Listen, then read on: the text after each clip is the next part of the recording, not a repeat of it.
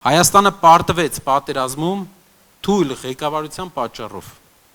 Այսօր մենք պատմական հնարավորություն ունենք փոխելու այդ իրողությունը։ Նրանք փորձել են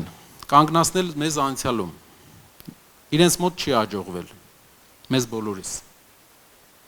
Նրանք կփորձեն կանգնացնել մեզ ապագայում։ Դա էլ իրենց մոտ չի հաջողվի։ Ով կարող է կանգնեցնել ձեր կամքը,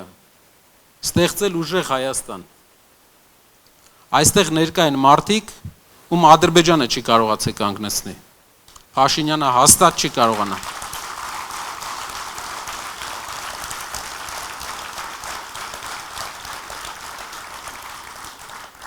Փոխարինելով Նիկոլ Փաշինյանի թույլ ղեկավարությունը,